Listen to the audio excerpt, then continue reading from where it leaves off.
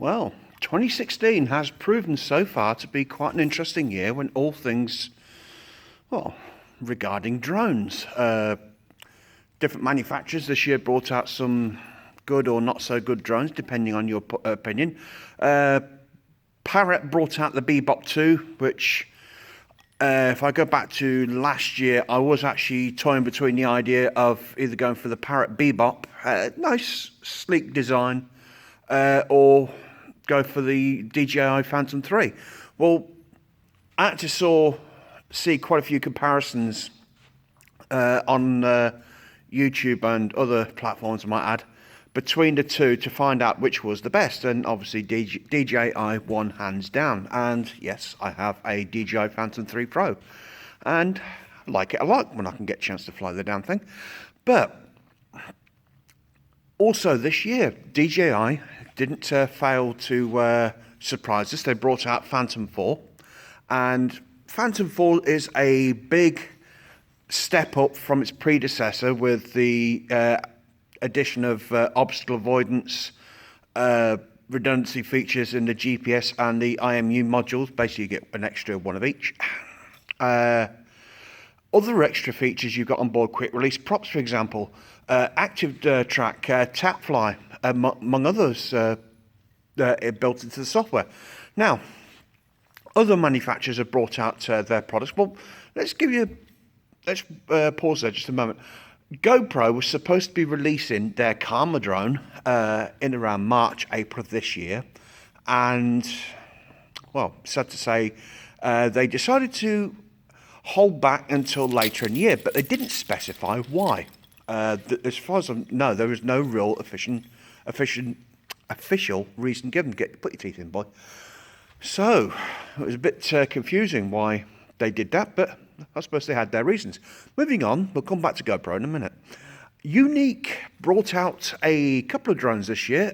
They had, a couple of months ago, brought out a little quadcopter, basically the size of an A4 piece of paper, called Breeze, which basically is controlled from your smartphone instead of the dedicated handset. And basically it's a selfie drone. It's ideal for somebody who wants to have something lightweight that is easily portable, quick to set up, and quick to put away, and not having to worry about excessive weight. And that's what Breeze does. Well, the addition with Breeze is you have two batteries apparently in the pack. Prop guards are provided as standard. Now, how many manufacturers actually provide you with a set of prop guards in the price? Can't think of any, can you? No. Well, the whole package comes in a heavy-duty plastic box. It's roughly about, say, 1.5 feet square, that could easily be dropped into a sports bag, rucksack, whichever, and you haven't got to worry about lugging something huge on your back, doing your back in. It's easy to move. Speaking of which, moving on, Unique has brought out, as we know, earlier this year, the Typhoon range. There's 3 variations of the Typhoon H. You have Advance, Pro, and Pro with Real Sense. Well, Advance is a hexacopter like the other versions. It has ultrasonic sensors built into the nose of the airframe, which it won't stop you flying. It will stop you flying into an object, but it won't guide you around it. Basically, all it does is just basically get the aircraft to stop. One thing we have noticed, though, with the obstacle avoidance system it's got on board with the ultrasonic sensors, that if the object happens to be moving, the drone backs off. Take it from personal experience. I know I should have done it, but I've actually put myself in the line of fire just to see what it'd do, and yeah, it does do what it says on the tin, so to speak. Quick release props, the whole system is basically clicks into place. So, say for example, you want to change the camera on the H, which you can very easily do. You just basically unclick the original, slide it off, put your new one on. Everything clicks into place. Once it clicks in, just basically bind it in with the system, and within about, say, 5 minutes, you're off doing what you need to. You can now even apparently get a thermal imaging camera for the H. Yes, there are better cameras coming out on the market. That they are working on them, but some people say, "Oh, well, the H isn't that good of a drone. It's Wi-Fi based. It's this, it's that." Well, how many drones do you know out there that are not Wi-Fi? Not many. And most of the ones that are not Wi-Fi based are probably mostly built by DJI anyway. But going back to the H itself, quick release props, the rotor arms themselves fold down to the side of the body, so it's easy to put transport, so you haven't got a huge hulking mass to worry about. Retractable landing gear, camera goes through a full tilt and pan, full 360, so you can, if you want to fly in one direction but actually film what's behind you, not a problem. Camera quality is not that bad. It's 4K ultra high definition, 30 frames per second. So you do get some really good pictures and video footage, and it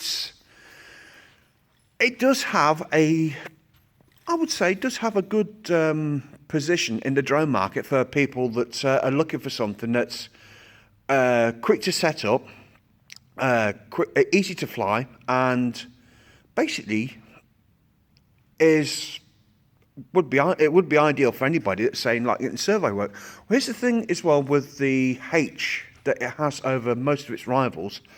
The actual controller itself, the ST16, where you get like with some manufacturers where you have to connect your smartphone or tablet device via a wire to the controller, with the H's controller, the ST16, you don't need to, because the screen is physically built into the controller.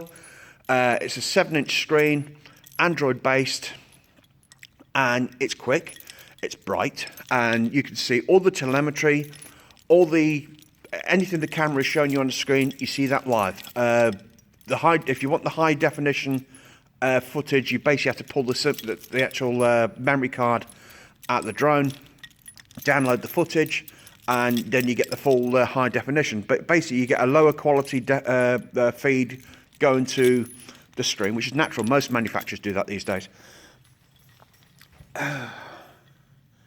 Yeah, okay, it's not a DJI product, and I know a lot of people have been slagging off the H recently, which in a lot of cases has been unjustified. I'll tell you why. When the H first came out, you were lucky to get the drone and the ST16 paired and ready to fly, if you're lucky, in under 5 minutes. Now, you can, with the advent of the firmware being regularly updated and everything being refined, basically everything, you're really ready to fly in about 1 minute, say 1 minute 30 seconds. Normally it's a bit less than that, but the average is about 1 minute 30 seconds top end. And the thing is, I know a lot of people out there say, "Oh, I can get my drone off the ground in under 1 minute 30 seconds." Yeah, you could if you rush, but personally, I'm like most people. You'd have to do a safety check of the surroundings. Is it safe to fly? Have you checked your aircraft? Is everything in place, fitted correctly, working correctly? And have you actually packed away anything unnecessarily that shouldn't be packed it away securely, so that your flight, well, the actual workspace, I should call it, is actually tidy and secure, well, safe. Most people probably don't do that, but come on, attention to detail. The thing is, what is 1 minute 30 seconds in getting everything prepared, just making sure everything's nice and safe? Doesn't take long. Moving on, GoPro. I said I'd come back to them, and it's unfortunate what's happening with them at the moment. The Karma drone, from what I see of it, it looks a beautiful piece of kit. Sleek bodywork, quadcopter, GoPro Hero 5 Black on board. Brilliant camera. And I did have some high hopes for that drone. No, I'm not going to buy one. But I liked what I read about it. I liked what I saw about it. And it's just unfortunate that right at the moment, they've done a product recall on it. And design-wise, it's a really fantastic little piece of kit, because you basically got a quadcopter that's roughly about, say, a foot long from nose to tail. The actual prop arms fold down the side of the body, so you basically fold the back ones in first. I think you fold the front ones forward and then the others behind it. But apparently there's been serious battery issues while the thing's in flight. So people have actually been complaining that they've had fully charged batteries and took the aircraft up, and there has been occasions where they've had a massive power outage and the thing's just dropped out of the sky. Now, one thing you don't want is something the size of, say, roughly about 1.5 foot across, probably weighing about a couple of kilograms, falling out the sky into a crowded area, or a potentially crowded area. Not that you would fly over a crowded area legally, but one thing you wouldn't want is something like that falling out the sky and it potentially hitting somebody, because something like that is going to do major damage, or it could actually kill you. So I do hope that GoPro get this issue sorted out, but if they don't, it's such a shame. Basically, GoPro's doing a Galaxy Note 7 at the minute. Okay, they're not catching fire, but they have got serious battery issues. Pity. It's a pity, really, because the design of it, you could release the camera gimbal assembly away from the body and there's an attachment you could put onto it, so you can walk around with the camera gimbal assembly, taking video footage, not having to worry about shaky pictures, like I am. Believe me, holding a mobile phone like this at the moment is beginning to hurt. But I do hope they get things sorted out.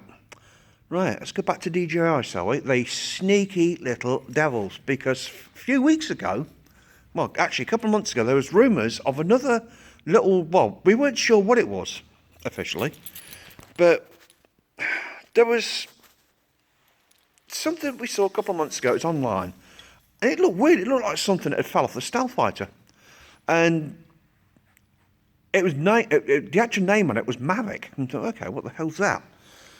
Turns out Mavic is a smaller version of Phantom 4. Well, when you look at the Mavic compared to the Phantom 4, it's slightly smaller. When it's in its lowest profile, when the arms are down to the side of the body, you've got something that's about the size of a beer can. And you think, wow. The thing that really impresses me with it, technology-wise, all the technology that is in Phantom 4 is been reduced in size, and it's in the Mavic Pro. So you basically got a drone with the front obstacle avoidance system that the Phantom 4's got, and a few other goodies underneath, I might add, into a smaller body frame. And basically this drone is perfect for anybody that, like me, that wants to go out somewhere where lugging a large machine is going to be inconvenient or cumbersome. All they have is basically the machine in, say, like a backpack or even a camera bag, and set up, do what they need to, and once they're finished, just shut down, fold it up, pack it away, and gone. Lightweight, easy to use, uses the GoPro app, the DJI Go app. I've got the two mixed up. It uses the DJI Go app like it's bigger brothers. The handset is a lot smaller than what we know of before, but you can actually connect your smartphone to the bottom of the handset, so that the actual screen is below the main controls, which it looks really good. I have ordered mine. I'm still waiting, along with many others. But DJI has struck gold with that one. It's just that they got caught with their pants down corporately, so to speak, recently, where September it was launched. Pre-orders started basically the same day. Some people were lucky to get theirs within a couple of weeks. A lot of us are still waiting, because it's now the 18th of November 2016, and DJI over a week ago sent out a press release to everybody that was waiting, stating they apologised that there's been a delay. They weren't up to full production. There's other issues as well. And you think, well, hang on a minute. You're releasing a drone to the market and you're not hitting the ground running, which you should be. If you're producing a product for the consumer market, you should basically literally hit the ground running from day one. They didn't, and they basically dropped the ball, big style.